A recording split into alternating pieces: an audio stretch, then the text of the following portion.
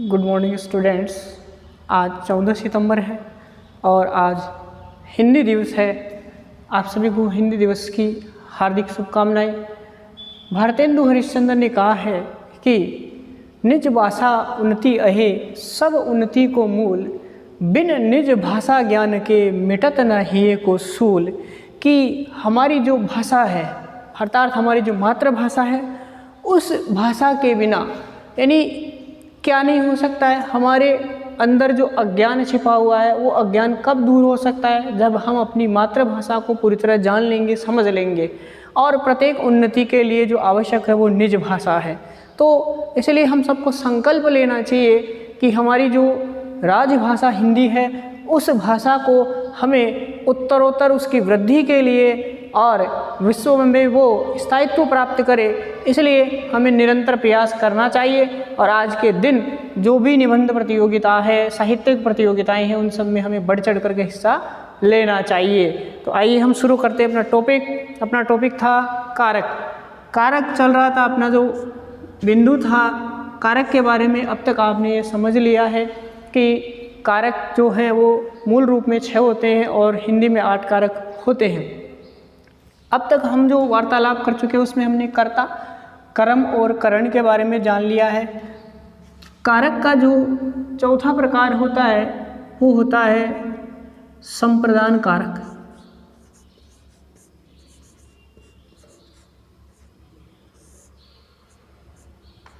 संप्रदान कारक। संप्रदान 2 शब्दों से मिलकर बना है, सम धन प्रदान, जिसका अर्थ होता है देना। संप्रदान मतलब देना। संप्रदान शब्द 2 शब्दों से मिलकर बना है, सम धन प्रदान, जिसका अर्थ होता है देना। क्या होता है? देना। अर्थात संप्रदान जो शब्द है उसका शाब्दिक अर्थ हो गया क्या? देना। संप्रदान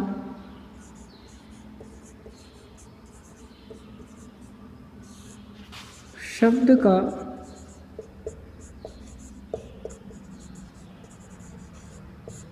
अर्थ है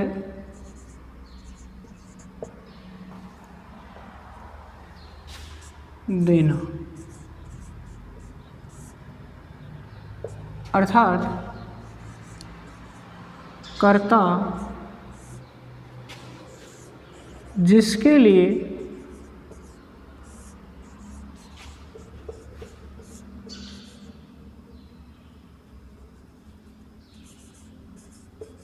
देता है या क्रिया करता है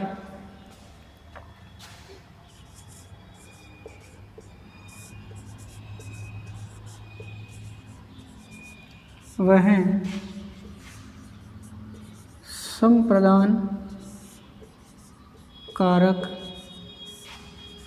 होता है।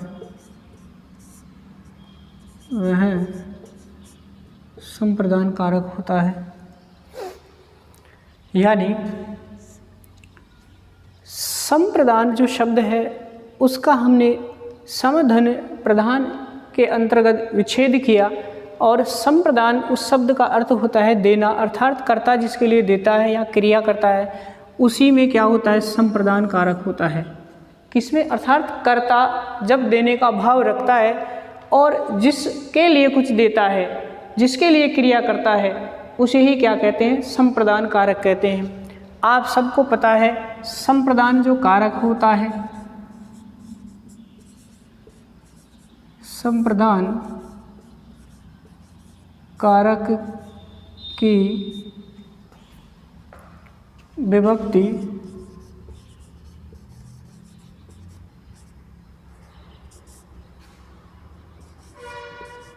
के लिए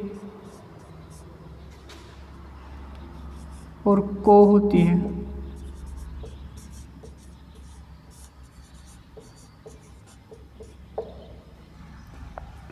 यानी के लिए और को होती है। अब आपके मस्तिष्क में ये प्रश्न आ रहा होगा कि सर को जो विभक्ति होती है वो तो किसकी विभक्ति होती है? कर्ता की जो विभक्ति होती है वो होती है ने, कर्म की जो होती है वो होती है को। तो सर यहाँ पर भी यदि को विभक्ति अगर किसकी हो, संप्रदान की है, तो फिर कर्म की कौन सी होगी? तो यहाँ पर आपको ये देखना होगा कि जब क्रिया द्विकर्मी होगी, अर्थात जहाँ क्रिया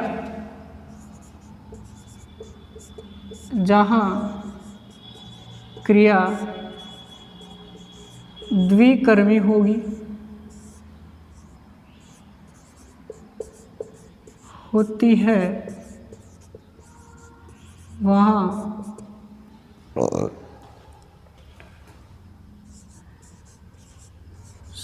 संप्रदान कारक होता है, वह विभक्ति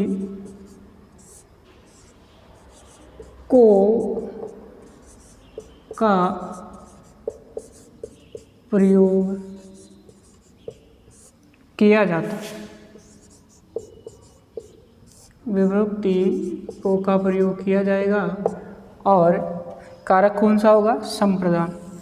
यानी जब हमने कारक के बारे में शुरुआत में चर्चा की थी तो हमने ये जाना था कि एक वाक्य में एक से अधिक कारक आ सकते हैं, लेकिन उनका जो प्रयोग होगा वो क्या होगा? अलग अलग होगा। अर्थात एक वाक्य में एक से अधिक कारक आ सकते हैं लेकिन उनका प्रयोग है वो अलग अलग होगा। तो यहाँ पर जो मुख्य ध्यान रखने वाली बात यह है कि जहाँ पर क्रिया द्विकर्मी अर्थात क्रिया के दो कर्म होंगे वहाँ पर संप्रदान कारक होगा और उसकी विभक्ति को होगी। कौन सी होगी? को होगी। तो जैसे देखिए उदाहरण के माध्यम से समझते हैं कि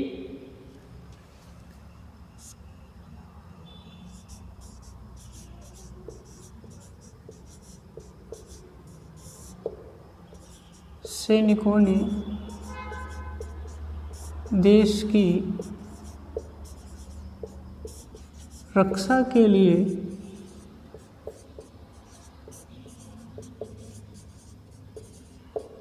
बलिदान दिया। सैनिकों ने देश की रक्षा के लिए बलिदान दिया। तो यहाँ पर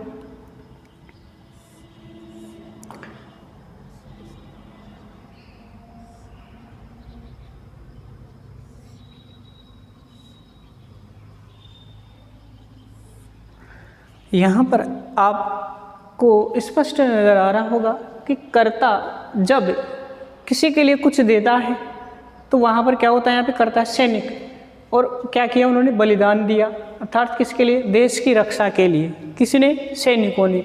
तो यहाँ पर के लिए विभक्ति आई है, अर्थात जब कर्ता क्या होता है? कुछ देता है। किसके लिए? जिसके लिए कुछ देता है। तो यहाँ पर देश की रक्षा के लिए सैनिकों ने क्या किया? बलिदान दिया। क्या दिया? बलिदान दिया। अर्थात कर्ता जब कुछ देता है तो वहाँ पर क्या होता है? बलिदान दिया सैनिकों ने। किसके लिए? देश की रक्षा के लिए। तो यहाँ पर विभक्ति आई है के लिए। अब हमारी जो बात है देखिए एक उदाहरण से और समझते हैं हम।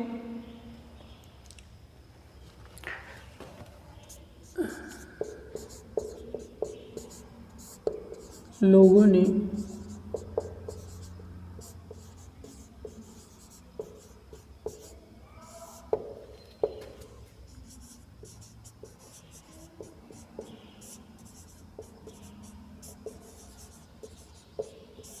दान दिया।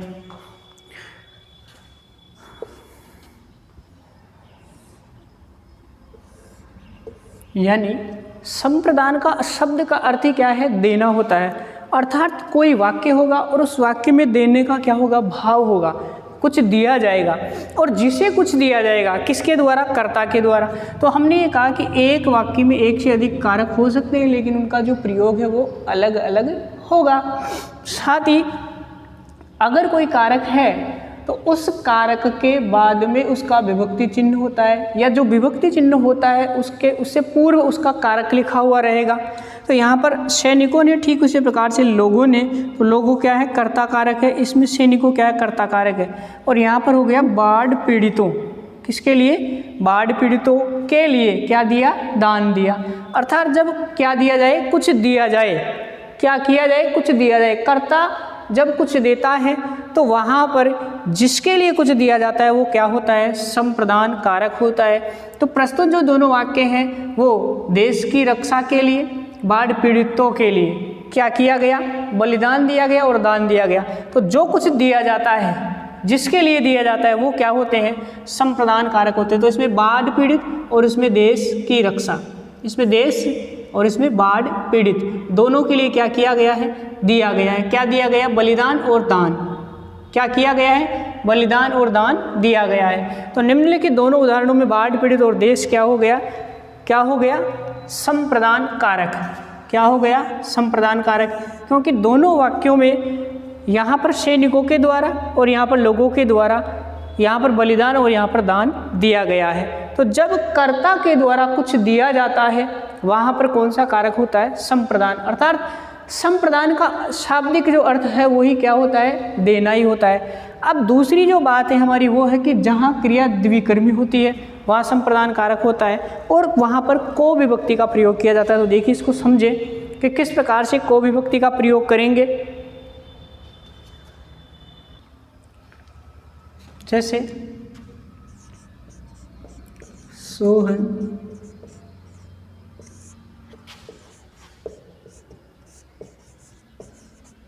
माँ के लिए दवाई लाया। सोहन माँ के लिए दवाई लाया। तो यहाँ पर सोहन करता है, माँ क्या है, कर्म है, के लिए अर्थात दवाई लाया। क्या लाया, दवाई लाया, के लिए अर्थात जिसके लिए क्या किया जाता है, कुछ किया जाता है, के निमित्त, के वास्ते, के हेतु। अर्थात कर्ता जिसके लिए कुछ देता है या क्रिया करता है, ये हमने परिभाषा में कहा था कि कर्ता जिसके लिए कुछ देता है या क्रिया करता है। तो यहाँ पर दवाई लाने की जो क्रिया है, दवाई लाने की जो क्रिया वो किसके लिए हो रही है, माँ के लिए। तो यहाँ पर माँ क्या हो जाएगी, संप्रदान कारक हो जाएगी। अर्थात कर्ता जब क्या करता है, या तो कुछ देता है या जिसके लिए क्रिया करता है उसमें हम क्या करेंगे, उसे हम संप्रदान कारक कहेंगे। तो यहाँ पर सोहन माँ के लिए दवाई लाने का कार्य कर रहा है, अर्थात जो क्रिया है लाने की वो किसके लिए हो रही है, माँ के लिए। तो यहाँ पर माँ क्या हो जाएगी, संप्रदान कारक हो जाएगी। और ठीक इसके आगे के लिए जो क्या है, संप्रदान का विभक्ति चिन्ह है वो आया है, इसलिए माँ में क्या होगा, संप्रदान कारक होगा। आगे की जो बात है वो देखिए,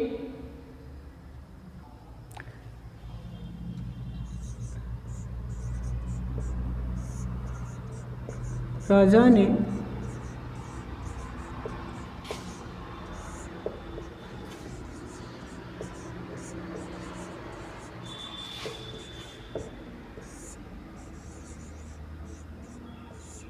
कंबल दिए। राजा ने गरीबों को कंबल दिए। दूसरा जो उदाहरण है वो देखिए,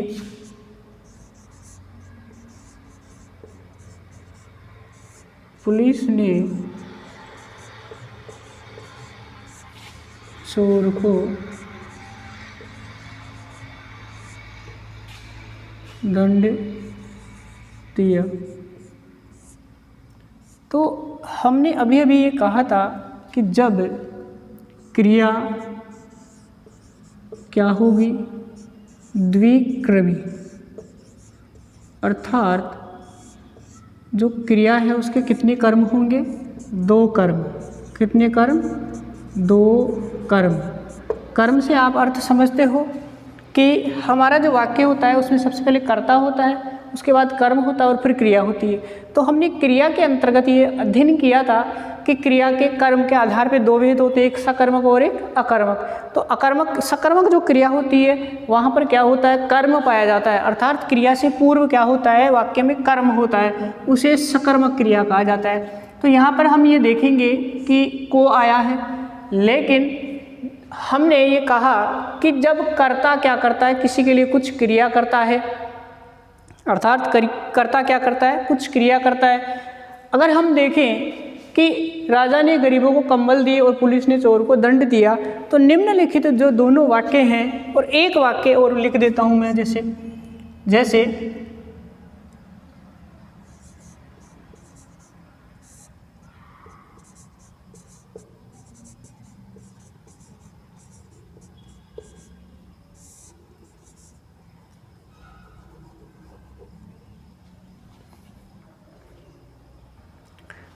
तो देखिए यहाँ पर पहले हम ये समझेंगे, अगला जो वाक्य वो बाद में समझने का प्रयास करेंगे। पहले ये समझेंगे कि प्रस्तुत जो दोनों वाक्य हैं उन दोनों वाक्यों में को विभक्ति आई है तो यहाँ पे कर्म कारक क्यों नहीं है, और संप्रदान कारक है तो क्यों है। तो हमने ये कहा था कि जो कर्म कारक होगा, कर्म कारक कहाँ होता है और संप्रदान कारक कहाँ होगा। देखिए संप्रदान कारक में अभी हमने ये कहा कि संप्रदान जो कारक होता है वो क्या होता है, उसका जो शाब्दिक अर्थ होता है वो होता है देना, या जब कर्ता क्रिया जो करता है वो किसी दूसरे के लिए करता है, यानी जिसके लिए कर्ता क्रिया करेगा उसी को हम क्या कहेंगे, संप्रदान कहेंगे। तो यहाँ पर जो राजा है वो कर्ता है, ठीक है। उसके बाद गरीबों और चोर, इन दोनों के लिए क्या हो रही है, क्रिया। अर्थात राजा ने गरीबों को क्या दिए, कंबल दिए, यानी देने की जो क्रिया है वो किसके लिए हो रही है। तो यहाँ पर देखिए द्विकर्मी अर्थात दो कर्म। साथ ही आपको ये बता दूँ कि जब गौण कर्म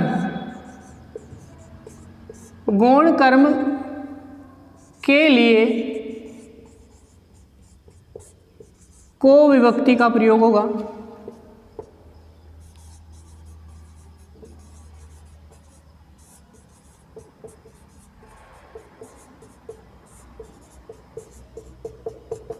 यानी गौण कर्म एक बात हो रहा है हमारे सामने कि एक होता है मुख्य कर्म और एक होता है गौण कर्म। तो यहाँ पर जैसे मुख्य जो कर्म है वो क्या होगा, कंबल, और गौण कर्म क्या होगा, गरीबों। अर्थात इस वाक्य को ऐसे भी लिखा जा सकता है कि राजा ने कंबल दिए। अब यदि कंबल देना अर्थात किसी को दिए, लेकिन यहाँ पर जो क्रिया से पूर्व में जो कर्म होगा उसे तो कहेंगे हम मुख्य कर्म। क्या कहेंगे, मुख्य कर्म। तो यहाँ पर जो कंबल है वो क्या हो गया, मुख्य कर्म हो गया, और जो मुख्य कर्म से पूर्व में कर्म आता है वो होता है गौण कर्म। अगर यदि वाक्य में क्रिया द्विकर्मी हो, यानी दो कर्म वाली क्रिया प्रयुक्त हो रही है, तो उन दो कर्मों को एक को कहा जाएगा मुख्य कर्म और दूसरे को कहा जाएगा गौण कर्म। अर्थात जो क्रिया से जस्ट पूर्व में होगा या पहले होगा वो तो होगा मुख्य कर्म, और जो मुख्य कर्म से भी पहले होगा वो क्या होगा, गौण कर्म होगा। गौण कर्म हमेशा सजीव होता है, गौण कर्म हमेशा क्या होता है, सजीव होता है, और जो मुख्य कर्म होता है वो क्या होता है, निर्जीव होता है। तो देखिए यहाँ के जो दोनों वाक्य हैं उनमें क्रिया है देना, और यहाँ पर जो कर्म है वो दो है इस वाक्य में, कंबल और गरीब। तो राजा ने गरीबों को कंबल दिए, तो पहले तो इस वाक्य में दो कर्म है, यानी देना जो क्रिया है और उसमें कर्म है गरीबों और कंबल। अर्थात राजा ने यानी कर्ता ने किसके लिए दिए, गरीबों को क्या दिए, कंबल दिए। तो हमने ये कहा कि क्रिया जब द्विकर्मी होगी तब भी क्या होगा, क्या होगा, संप्रदान कारक होगा। और संप्रदान जो कारक होता है उसमें संप्रदान का अर्थ ही क्या होता है, देना। और द्विकर्मी अर्थात दो कर्म, यहाँ पर गरीबों और कंबल क्या है, यहाँ पर दो कर्म हुए क्रिया के, देना क्रिया के दो कर्म हुए, यानी दिया कुछ जा रहा है, क्या दिया जा रहा है, कंबल, और किसको, गरीबों को। तो जो यहाँ पर गौण कर्म है वो कौन है, गरीबों, और कंबल क्या है, यहाँ पर मुख्य कर्म है। तो जो गौण कर्म है यानी गरीबों, इसमें क्या होगा, संप्रदान कारक, अर्थात राजा ने गरीबों को क्या दिए, कंबल दिए। तो इस प्रकार से क्रिया द्विकर्मी हुई और एक कर्म हुआ मुख्य और दूसरा कर्म हुआ गौण। तो जो गौण कर्म है वो क्या हो गया, संप्रदान कारक हो गया। ठीक इसी प्रकार से दूसरा जो वाक्य है कि पुलिस ने चोर को दंड दिया, तो यहाँ भी देना क्रिया हो रही है, किसके लिए, किसके द्वारा हो रही है, पुलिस के द्वारा, और किसके लिए हो रही है, चोर के लिए। तो और क्या दिया जा रहा है, पुलिस ने चोर को दंड दिया, क्या दिया, दंड। तो यहाँ भी दो कर्म है, चोर और दंड, क्या है, चोर और दंड। इस प्रकार से यहाँ भी चोर मुख्य कर्म, गौण कर्म हुआ, और दंड क्या हुआ, मुख्य कर्म हुआ। तो जो मुख्य कर्म होगा वो निर्जीव होगा और जो गौण कर्म होगा वो क्या होगा, सजीव होगा। तो दोनों वाक्यों में जो क्रिया है वो दो कर्म वाली है, अर्थात क्रिया के कितने कर्म है, देना क्रिया के दो दो कर्म है। इसलिए दोनों वाक्यों में कौन सा कारक होगा? संप्रदान कारक होगा, क्योंकि यहाँ पर को विभक्ति आई है और वो किसके लिए आई है? संप्रदान कारक की को विभक्ति है। और क्यों हुई है वो? क्योंकि दोनों वाक्यों में देना क्रिया हो रही है, क्योंकि संप्रदान का अर्थ ही क्या होता है? देना होता है। तो जिस वाक्य में कर्ता के द्वारा कुछ दिया जाए और जिसके लिए कुछ दिया जाए, उसमें कौन सा कारक होगा? संप्रदान कारक होगा।